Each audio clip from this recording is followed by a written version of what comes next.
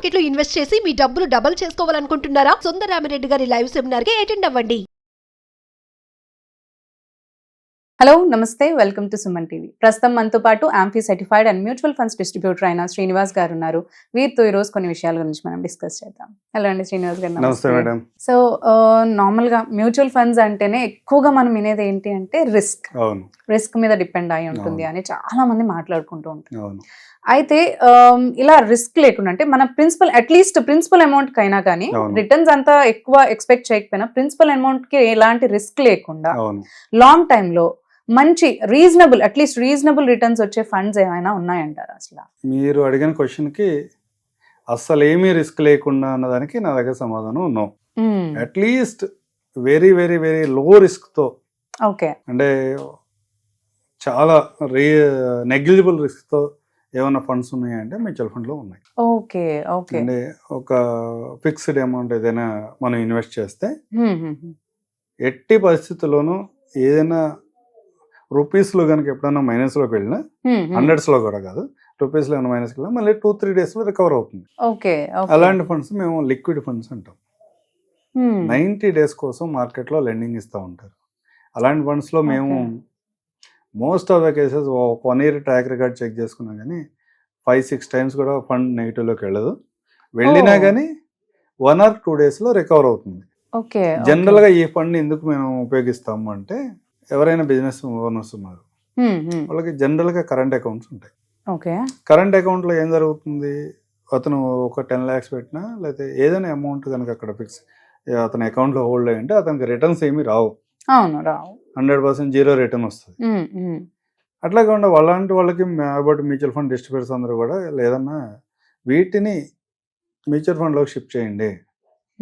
మీ అవసరం ఎప్పుడైతే ఉందో అప్పటికి 1 day ముందు కనుక మీరు విత్డ్రాల్ పెట్టుకుంటే మీ అకౌంట్లో ట్రాన్స్ఫర్ అవుతుంది. మీ అవసరాన్ని తెచ్చుకోండి. సపోజ్ ఏదైనా పర్చేజ్ చేయడానికి లేదా ఎంప్లాయీ శాలరీస్ కోసం ఒక సమ్ అమౌంట్ ఇక్కడ ఇన్వెస్ట్ చేశారు, వాళ్ళ అకౌంట్లో హోల్డ్ చేసింది.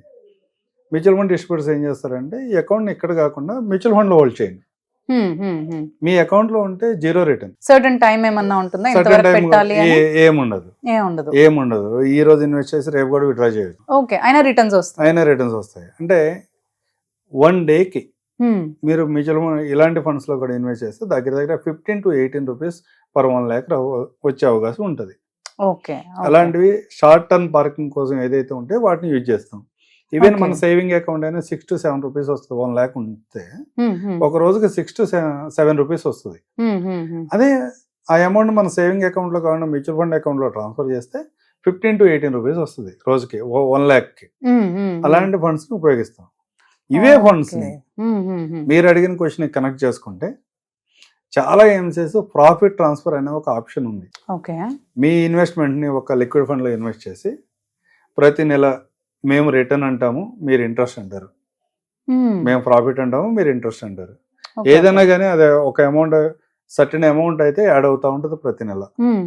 ఆ అమౌంట్ యాడ్ అయిన అమౌంట్ కనుక టార్గెట్ ఒక ఈక్విటీ ఫండ్ లోకి ట్రాన్స్ఫర్ చేసుకుంటూ వెళితే అట్లీస్ట్ ఒక 10-15 years కనుక మీరు ఇట్లా కంటిన్యూ చేయగలిగితే మీకు వచ్చే ఎఫ్డి రిటర్న్ కన్నా ఒక 3 to 4% ఎక్కువ రిటర్న్ జనరేట్ చేయగలుగుతాం.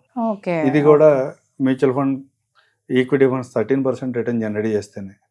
అట్లా కాదు, మ్యూచువల్ ఫండ్ కూడా ఓవర్ ఎక్స్పెక్టేషన్లో 20%, 25% ఎక్స్పెక్ట్ రిటర్న్ జనరేట్ అయినాయి అనుకోండి, మీ రిటర్న్స్ కొంచెం ఎక్కువ ఉంటాయి. కానీ మనం ఎక్స్పెక్ట్ చేయొద్దు వాటిని. దీంట్లో ఎలా ఉంటుంది, ఎవరు ఇన్వెస్ట్ చేయొచ్చు. సహజంగా ఎఫ్డీస్లో ఇన్వెస్ట్ చేస్తూ ఉంటారు, వాళ్ళకి వచ్చే రిటర్న్ అది ప్రాపర్గా సరిపోదు వాళ్ళకి. అలాంటి వాళ్ళు ఈ స్ట్రాటజీని అప్లై చేసి అట్లీస్ట్ ఇంట్రెస్ట్ని మంత్లీ ఇన్కమ్ ప్లాన్స్ అంటాము, లేదా రకరకాల ప్లాన్స్తో బ్యాంక్స్లో జరుగుతూ ఉంటుంది, పోస్ట్ ఆఫీస్ కానీ. అలాంటి అమౌంట్ని ఇలాంటి లిక్విడ్ ఫండ్లో ఇన్వెస్ట్ చేసి ఆటోమేటిక్గా బ్యాలెన్స్ ట్రాన్స్ఫర్ అయిన ఆప్షన్ ద్వారా చేసుకుంటే ఈ రకమైన రిటర్న్ జనరేట్ చేయగలరు. హ్యూజ్ అమౌంట్ ఉండాలంటారా? బేసిక్ 50,000 నుంచి కూడా స్టార్ట్ చేయొచ్చు. 50,000 నుంచి కూడా స్టార్ట్ చేయొచ్చు. సపోజ్ ఒక 10 lakhs ఇన్వెస్ట్మెంట్ చేశారు ఇదే కాన్సెప్ట్ లో, ఒక 15 years ఉంటాయి కనుక అతనికి బ్యాంక్ లో ఉన్న అమౌంట్ కి మ్యూచువల్ ఫండ్ లో 13% జనరేట్ చేసిన అమౌంట్ ఈ స్ట్రాటజీని ఉపయోగించడం వల్ల వచ్చే వేరియేషన్ దగ్గర 10 లక్షలు. 10 lakhs ఎఫ్డీకి అయితే 24 లక్షలు వస్తాయి. ఈ స్ట్రాటజీని కూడా అప్లై చేయగలిగితే 34 లక్షలు వస్తాయి. అదే 20 years అతను ఉంటే కనుక ఈ స్ట్రాటజీలో అతనికి 26 లక్షలు వర్కౌట్ అవుతుంది extra. Okay. Okay. 33 lakhs only FD పెట్టుకుంటే రిటర్న్ వస్తే ఇక్కడ దగ్గర 60 lakhs వస్తుంది. 60 lakhs. 60 lakhs వరకు వస్తుంది. ఎంత పీరియడ్ అన్నారు, టైం పీరియడ్?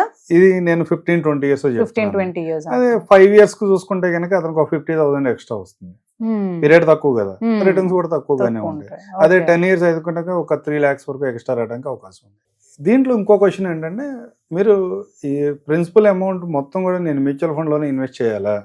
మీరు ఎంత మాట్లాడుతున్నా కానీ నాకు ఎక్కడో నెగిటివ్ ఉంది మ్యూచువల్ ఫండ్ మీద, రిస్క్ రిస్క్ రిస్క్ అనే మాట్లాడతారు కాబట్టి నేను ప్రిన్సిపల్ అమౌంట్ ఏమైనా అవుతుందా అనే ప్రిన్సిపల్ అమౌంట్ ఏమైనా అవుతుందా అనే భయం ఉంటది కాబట్టి నేను అది కూడా యాక్సెప్ట్ చేయలేకపోతున్నాను. మరి ఇంకా ఏ విధంగా చేసుకోవచ్చు అంటే, బ్యాంక్స్ లో మంత్లీ ఇన్కమ్ స్కీమ్స్ ఉంటాయి, పోస్ట్ ఆఫీస్ లో కూడా మంత్లీ ఇన్కమ్ స్కీమ్స్ ఉంటాయి, ఎంఐఎస్ అంటారు. ఆ స్కీమ్ లో ఇన్వెస్ట్ చేయండి. వచ్చే అమౌంట్ ని మంత్లీ మీ బ్యాంక్ అకౌంట్ లో తెచ్చుకుని అక్కడ నుంచి మ్యూచువల్ ఫండ్ లో ఎస్ఐపి ద్వారా ఇన్వెస్ట్ చేయండి. అప్పుడు కూడా మీ ప్రిన్సిపల్ ఏమి కదలట్లేదు కదా, ఓన్లీ మీకు వచ్చిన ఇంట్రెస్ట్ నే కదా రిస్క్ చేస్తున్నారు. ఆ కాన్సెప్ట్ లో కూడా ఇక్కడ ఇన్వెస్ట్ చేసుకుంటూ వెళ్తే మీకు రీజనబుల్ రిటర్న్స్ వస్తాయి. మీ ఎఫ్డి కంటే ఒక 3-4% రిటర్న్స్ ఎక్కువ రావడానికి అవకాశం ఉంటుంది. అట్లా కాకుండా మీరు 25 years 30 years ఇట్లా కనుక ఈ సైకిల్ రన్ చేయగలిగితే, మీరు ఈక్విటీలో ఏదైతే రిటర్న్స్ ఉన్నాయో 13%, 14%, 15% అని అవే రిటర్న్ మీ పోర్ట్ఫోలియోలో కూడా చూస్తారు. ఇది ప్రూవెన్ స్ట్రాటజీ. ఇదేమి ఇవాళకి ఇవాళ మనం తీసుకొచ్చి ఇంట్రడ్యూస్ చేస్తుంది కాదు. ఎస్ఐపిసి లో రిటర్న్స్ వస్తున్నాయని మీకు తెలుసు, మీకు పోస్ట్ ఆఫీస్ లో మంత్లీ ఇన్కమ్ స్కీమ్ లో మంత్లీ మీ అకౌంట్ లో క్రియేట్ అవుతున్నాయని తెలుసు. ఆ మంత్లీ ఇన్కమ్ స్కీమ్ లో రిటర్న్ తీసుకుని మీకు అవసరం అయితే ఆ అమౌంట్ ఎస్ఐపి లో ఇన్వెస్ట్ చేయండి. ఇదే కాన్సెప్ట్. ఎక్కడికి వెళ్ళినా కానీ ఇన్వెస్ట్ చేయండి రిటర్న్స్ రావు, హోల్డింగ్ లాంగ్ టర్మ్ హోల్డ్ చేయండి కూడా ఎక్కువ రిటర్న్స్ రావు.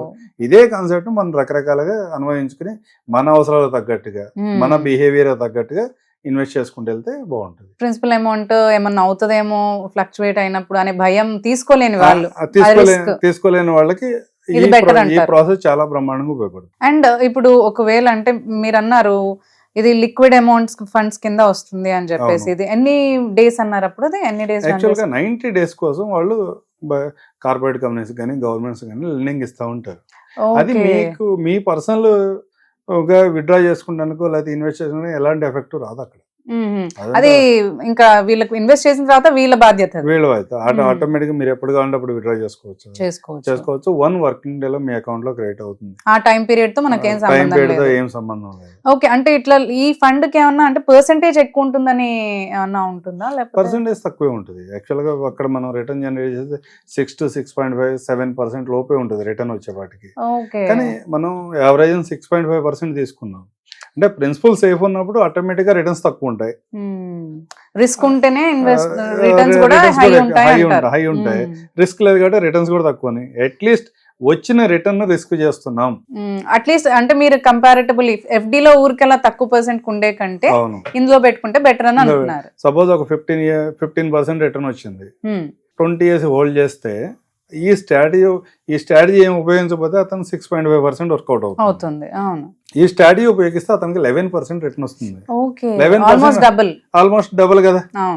అదే కొంచెం ఎక్కువ రిటర్న్ జనరేట్ చేయగలిగాం అనుకోండి మార్కెట్ లో, ఇంకో 2% ఎక్కువ వస్తుంది. 18% కట్టలేదు అనుకోండి, ఇంకో 2% ఎక్కువ వస్తుంది, 13% వస్తుంది. 13% ఆల్మోస్ట్ ఆల్ ఈక్విటీ రిటర్న్. 13% మనం ఎక్స్పెక్ట్ చేయలేం కానీ 13% వస్తే కనుక ఈక్విటీ రిటర్న్ వచ్చినట్టే కదా. అంటే మీ ప్రిన్సిపల్ రిస్క్ చేయకుండా ఓన్లీ ఇంట్రెస్ట్ పార్ట్ మాత్రమే రిస్క్ చేసి ఇలాంటి స్ట్రాటజీని ఉపయోగిస్తే కూడా ఫ్యూచర్ లో మంచి రిటర్న్స్ వస్తాయి. ఓకే, థ్యాంక్ యూ అండి శ్రీనివాస్. థ్యాంక్ యూ అండి.